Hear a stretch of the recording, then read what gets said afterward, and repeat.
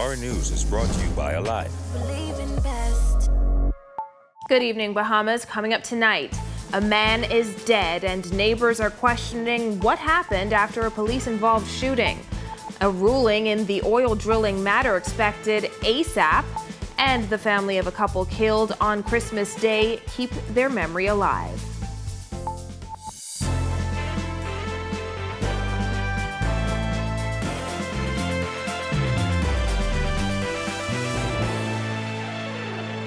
Welcome to our news and thanks for joining us. I'm Christina Dragovich. Topping news tonight, a man was shot and killed after a run-in with police officers today. Jillian Gray was on the scene and filed this report.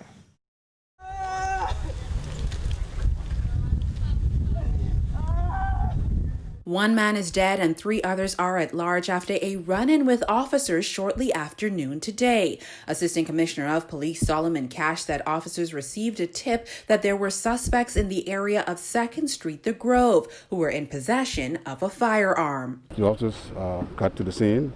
They found several individuals, 4 in number, fitting the description as given earlier to the officers. When the officers approached the individual, 3 of the persons ran. The 4 persons engaged the officers, produced a weapon. The officers in turn fired at that individual, which subsequently caused fatal injuries.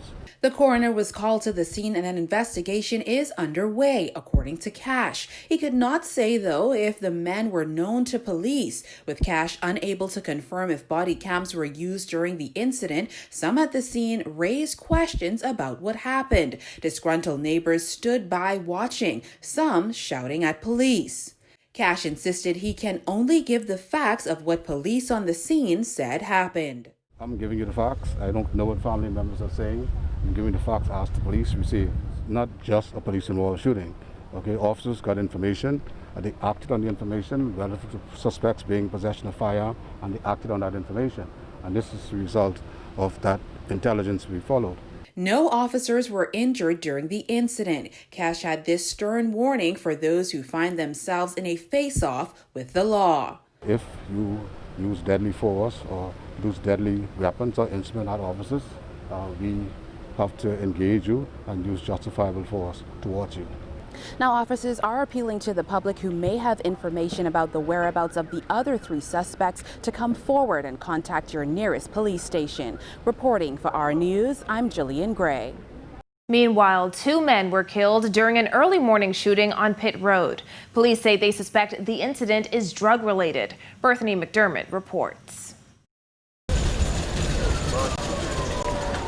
An emotional scene on Pitt Road early this morning as police investigated the circumstances surrounding the shooting death of 2 men.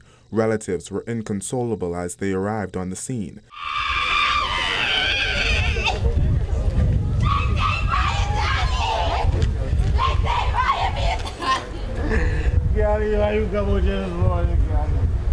Family members say the victims are 32-year-old father of one, Calvin Archer, and 33-year-old Amal Hunter, a father of 2 daughters. According to Assistant Commissioner of Police Solomon Cash, police received reports of a double shooting shortly after 7 Wednesday morning.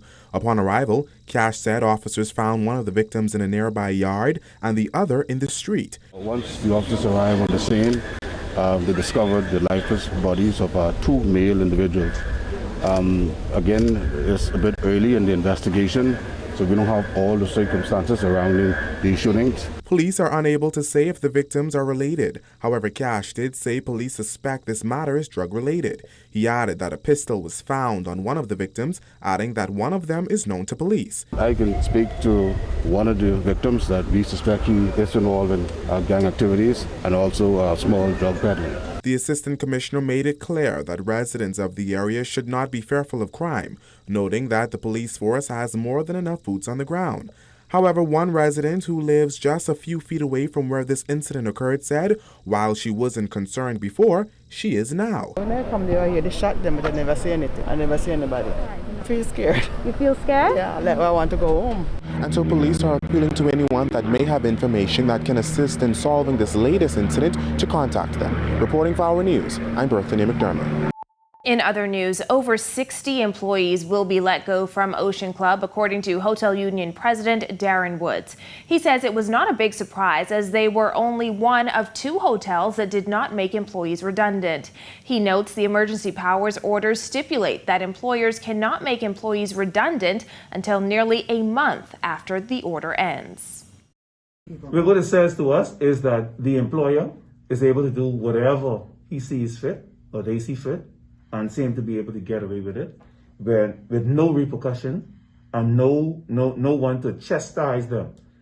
If the employees and or the union does something, the union and or the employees are chastised.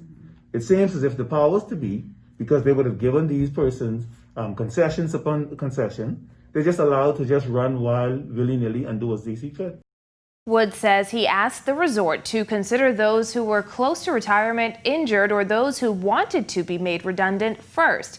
Woods intends to speak with the Minister of Labor to find out what was discussed when Ocean Club gave notice. He adds Atlantis is the only property that did not make employees redundant. It's a wait and see, because we posed the question to them, and their thing is, well, there's no plans. They're going to manage it. Everything is, of course, our industry is dictated by occupancy. All we want to know is, where is the relevant authority? What are they going to do in an instance like this? Because the union has to do what it has to do to protect the rights of its members. Well, a ruling on whether a stay should be granted to bring a halt to exploratory oil drilling in Bahamian waters is expected as soon as possible, according to the Supreme Court Justice. She adjourned the matter after a 3-hour hearing this morning. Kyle Joaquin has more. Both sides have made their arguments, and Supreme Court Justice Petra Hannah Adderley has adjourned the matter surrounding exploratory oil drilling by the Bahamas Petroleum Company till New Year's Eve at 5 p.m. As for when she will deliver her ruling, she told the court as soon as possible. It came after both parties, as well as BPC's lead attorney, were able to give their side of the argument over whether BPC should be allowed to continue with its exploratory oil drilling, already underway 90 miles off the coast of Andros, and whether government acted lawfully with granting BPC the authorization to drill. During his argument, Queen's Counsel Fred Smith, who represents the environmental groups, said BPC would have been required to comply with legislation, receiving additional permits before they could just, quote, poke a hole in the belly of Mother Nature. As for BPC's argument that it would be impossible to stop the drilling, Smith pointed to its environmental impact assessment and EMP, where it says it can close the well and mobilize the drilling rig within a 1 to 3 day window. He said, surely if a ministry or a government agency orders a stop order, they have to stop. Or if the court makes an order, they have to stop. They are not above the law simply because they have a license from the executive branch of government. Smith also highlighted the fact that Prime Minister Dr. Hubert Minnis has already stated that he's against oil drilling, but that government couldn't get out of the agreement. The Queen's Counsel said the argument is not on whether government could have gotten out of it, but the process. He also pointed to the government's position in the matter, saying, a responsible, a sensible, a rational government would not be jumping to the defense of BPC at this stage. Smith said his team's reason for seeking to add the Town Planning Committee as a party is because they have a statutory obligation mandated by Parliament to stop what he called an illegal process. However, government's lead attorney Aidan Casey out of the UK said that argument is lacking in substance. He said it is in the interest of the government and the people of the Bahamas to know if there is an oil reserve. He said, for the applicants to sit back and let BPC progress as far as it has done, and then ask the courts for stay, creates a situation where a grant of the order carries a real risk that in the future, operators might be very weary in getting involved in offshore exploration offshore the Bahamas. Now, although they're not a party in the matter, BPC's attorney Claire Montgomery QC was still able to be heard, calling Smith's applications hopeless. Reiterating that it is impossible for drilling to be stopped abruptly, Montgomery also pointed to the affidavit by BPC's CEO where he stated that it would cost the company $350,000 to $400,000 per day every day the drilling is suspended. She said this is an immense logistical operation. It involves the use of men, material, and ships which are not going to be available long term. The rig is due to go to Mexico and the crew is likely to be dispersed. She said granting a stay would terminate BPC's window to carry out its exploratory oil drilling. The applicants are seeking leave to bring judicial review proceedings against the government's decision to authorize the drilling of Perseverance No. 1 well near the Keysal Bank in the southwestern waters of the Bahamas. They submit that the decision to approve the authorization for drilling was procedurally unfair, irrational, an abuse of power, and therefore unlawful. For Our News, I'm Kyle Joaquin. Well, the sister of a man who was killed in a Christmas Day car crash that also claimed the life of his wife is heartbroken by their deaths. Jared Higgs tells us more. Brent lived a beautiful life. He was a beautiful man. He did what he was supposed to do. He did his assignment. He looked after his siblings. He looked after his family. The victims of that Christmas Day crash are married couple 51-year-old Brent and Ulona Johnson. Brent's sister, 34-year-old Kendia Smith, says her brother's death is a massive loss to his family. He was a mentor. He was a coach. He was a wonderful businessman with so much plans. The Johnsons were killed after a vehicle collided with their Nissan March near the intersection of Blake Road and West Bay Street. They both died at the scene. Officers say a Honda Accord was attempting to overtake another vehicle when it crashed into them. The couple's daughters, ages 12 and 16, were also badly hurt and are recovering. Smith says the parents were very close with their children. They would cook together. They would do things together. Every time you saw Brent, most times you saw Brent, one of the girls was with him. Smith says she knows about her brother's fatherly instincts. He was influential in raising her and her older brother. When she heard the horrible news, she was just getting through with Christmas dinner. Ever since, I've been waking up every day with this pain in my heart. Like, this experience has shown me really what heartbreak really is. Smith says her brother and his wife were inseparable. She says their family, in general, was extremely close. They were the owners of an ice cream store in the mall at Marathon and were both tennis coaches. Smith says she doesn't think her brother could have lived without his wife. He once told my brother, you know, the best thing I ever did was marry Ulona. She's the best wife I could ask for. He would always say wonderful things about her. Smith says her family is still coming to grips with her brother's death. She regrets that he never had the chance to visit her husband and kids in the home they recently moved into. She says she owes it to him to make sure his girls have the love and help they need. I know that they will have all the support that they need. There's no way that we would not support them, because that would be our tribute to Brent's life. All Brent did was support us. Reporting for Our News, I'm Jared Higgs. Thanks, Jared. Well, mostly clear skies outside the Our News studios tonight. Here's Greg Thompson in the weather studio with the details. Greg? Thanks, Justina. Our first look at weather. Take a look at our current conditions outside our studios. Breezy conditions once again this evening with temperatures into the low 70s. 73 is our current temperature. Your winds are whipping out there. Easterly at 15 knots. Feels like temperature 73 degrees Fahrenheit. Satellite view, we still have that robust high pressure in charge, generating some easterly breezes across the area, bringing in some of that Atlantic moisture. So some patchy clouds, maybe even an isolated sprinkle occurring tonight through tomorrow. That's your first look at weather. Your extended forecast is still to come. Still to come on Our News, why a Bahamian reverend living in the U.S. got vaccinated against COVID-19. And a little later, the PLP mourns the passing of its vice chair. That's coming up when Our News returns. Just when you thought the year would end drought, Rev came through with Magic and Holiday Chill. Our cashback will double, making more spirits rise, with chances to spin and with a dope random prize. The rules are quite simple. You can find them online. Just sign up for Trio and pay your Rev bill on time. Our grocery store dash is sure to bring smiles as 16 lucky winners tear through the aisles. Call 601-8992 or visit rev.vs/promotions to find out how you can win with Rev's Field of Magic giveaway. Rev, you and us, together.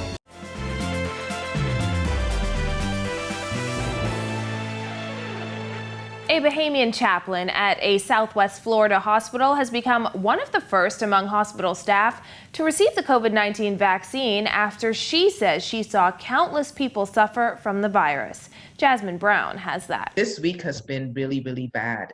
And so this morning, I really tried to encourage them. You know, I know things are challenging right now. We have a lot of people holding in the emergency room. We don't have the staff to cover all of these folks.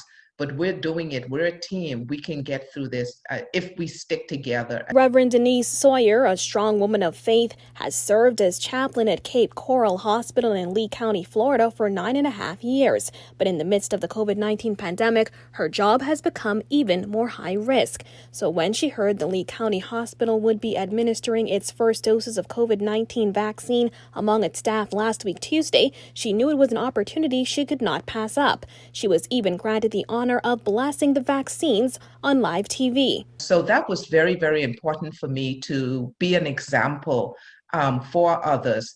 And again, here in the United States and also at home. Reverend Sawyer says her decision was not supported by everyone, as some family and friends gave her grief. But she says that does not bother her because she believes in the miracles of science and had done her own extensive research. Listening to Dr. Fauci, listening to Dr. Forbes in the Bahamas, I felt that this vaccine was safe enough for me to take. Florida has been one of the hardest hit states with nearly 1.3 million COVID cases since the outbreak began earlier this year. Sawyer says over the past 9 months she has seen more heartache than she can count, adding that healthcare workers are beyond exhausted, both mentally and physically. She says she herself has had to seek counseling in the middle of the pandemic. It's so hard to go from one room to the next, where you have people on ventilators and you know more than likely they won't pull through. Sawyer encouraged Bahamians to continue to practice all the safety protocols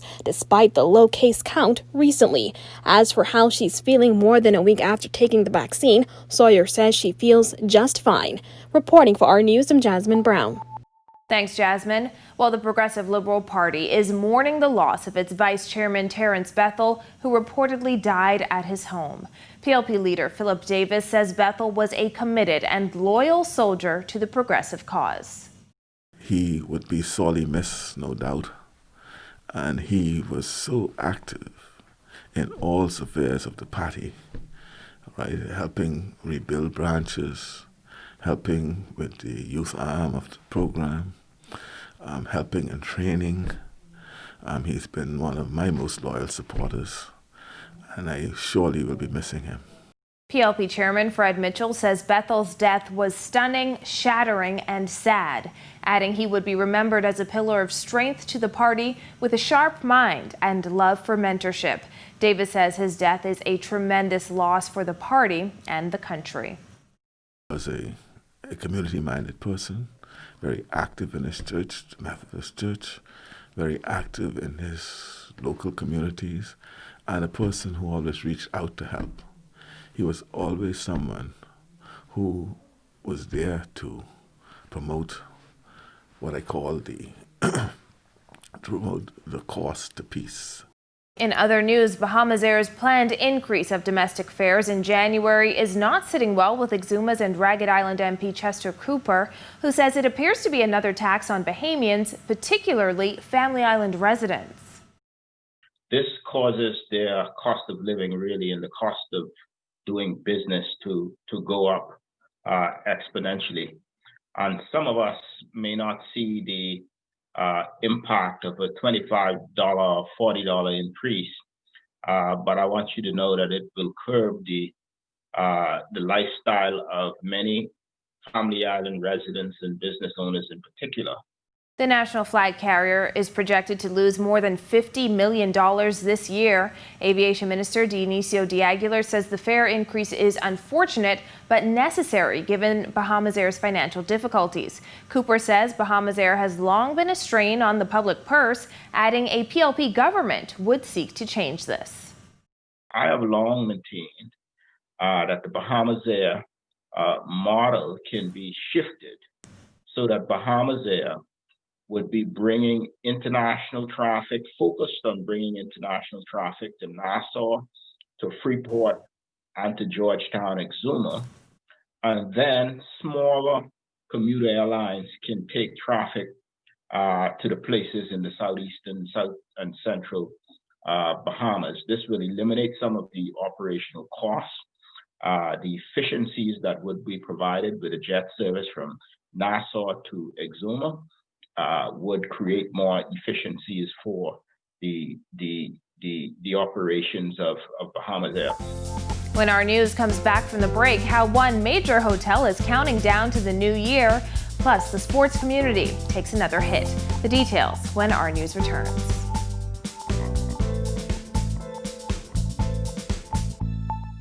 Just when you thought the year would end dry, Rev came through with Magic and Holiday Chair. Our cashback will double, making more spirits rise, with chances to spin and with a dope random prize. The rules are quite simple. You can find them online. Just sign up for Trio and pay your Rev bill on time. Our grocery store dash is sure to bring smiles as 16 lucky winners tear through the aisles.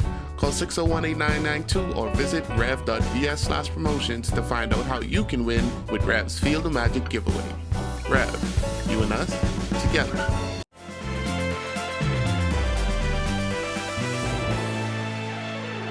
This is our news. Welcome back. Atlantis looking to ring in the new year a little differently this time around. Due to COVID-19 restrictions, the mega concert outdoors held in previous years will not happen. Executive Vice President of Operations Russell Miller says there will still be fireworks, but just a small-scale event at the Royal Towers. We have no headliner entertainer this year, but we will have a DJ. We'll have the deck of the Royal will be very nicely set up and arranged for people to come out and enjoy themselves and take advantage of the fireworks, which will be shooting off the top of the Royal building. So the fireworks will still be spectacular, but the overall party and the events will be not the same level as we've done in years past. Miller says Atlantis also wants more locals to get in on some of the action as well, offering a local 2-night rate of 21% off.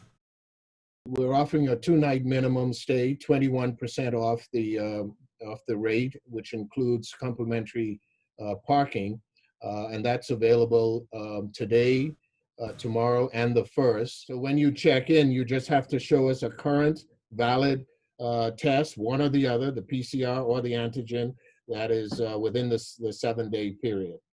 In sports, another loss for the local sporting community as 2020 continues to take its toll. Marcellus Hall has more. Thanks a lot, Christina. Welcome to our sports, everybody. I'm Marcellus Hall with 2020 dealing the sporting community. A couple more sad notes here today as we reflect back on the passing of longtime basketball coach and longtime player as well, Michael Scooter-Reed, who passed away just a couple of days ago after a bout with illness. His memory, of course, will be long-standing here in the sporting community. He will, of course, be very much missed. Michael Scooter-Reed. University of the Bahamas athletics family saddened by the passing of third-year men's and women's golf head coach Jim Duncombe. Duncombe was the first golf coach for the University of the Bahamas, dying over the weekend at the age of 77. UB Athletics Director Kimberly Rose saying he was engaging the golfers with his many years of experience as a national golfer and professional and gave the program an air of professionalism and was determined to build it up. Rose added that Duncombe's contribution to the program was not contained on the golf course because he was much more than a coach and was truly a part of the Mingo family. Bahamian big man DeAndre Ayton in action last night. He and the Phoenix Suns taking on the New Orleans Pelicans. Ayton with a solid performance. He finished with 13 points, 12 rebounds, and a block. Suns getting the easy win, 111-86.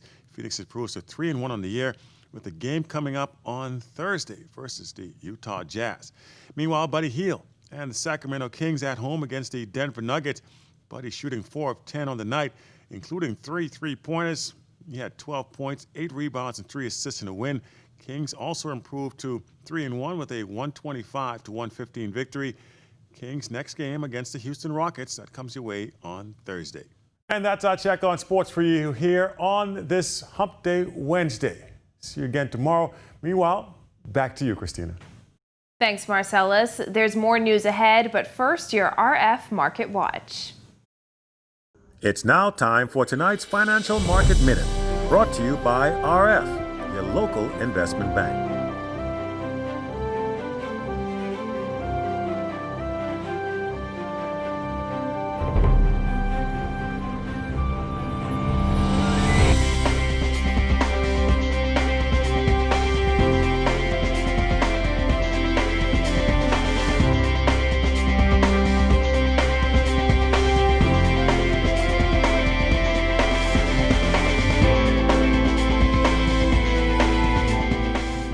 This has been your Financial Market Minute.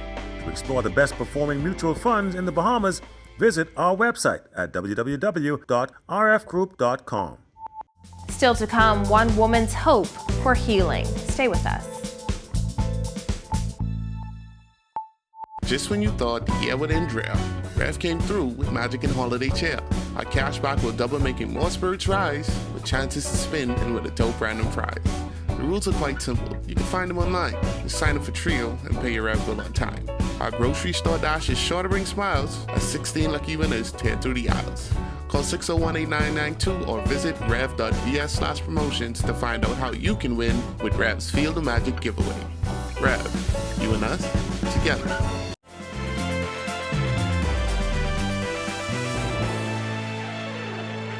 Are things warming up this week? Here's Greg back in the weather studio. Thanks again, Christina. Our second look at weather tonight is being brought to you by Lactidin 3 from 1 year onward, distributed by Lightburn Trading Limited. Satellite view around the area, high pressure remains in charge, generating those breezy conditions out there. We have a frontal boundary just to the north, but that frontal boundary will slide to the east of us, not really affecting our area. Hazardous beaching and boating conditions will continue over the next couple of days due to that high pressure system out there in the open Atlantic. Boating forecast for all areas tonight through tomorrow. Your winds will be out of the east at 15 to 25 knots. We have an advisory posted for you guys out there. Seas 4 to 6 feet near shore, but up to 10 feet offshore. Your low tide will be at 8:01 tonight. Here's a look now at your national forecast.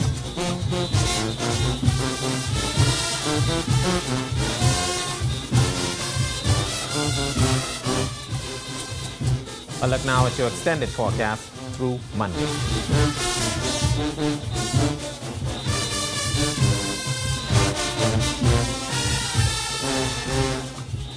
That's a look at our weather. Make it a safe night, everyone. Christina? Thanks, Greg. Well, a type 1 diabetic patient who needs a kidney and pancreas transplant is giving thanks for every donation made to her medical fund. Leotha Roberts tells our news while she has less than half of the $400,000 needed for her surgeries, she is overwhelmed by the support of those who've reached out. I am grateful to everyone who has donated already, and persons are still calling and giving. I have never known that people could be so kind. Every day I get calls from church and other persons that I know, and even persons that I went to school with. Roberts went on dialysis in 2018, and now she's in need of a kidney and pancreas transplant. A GoFundMe page is set up in Roberts' name, and she is also accepting donations via RBC.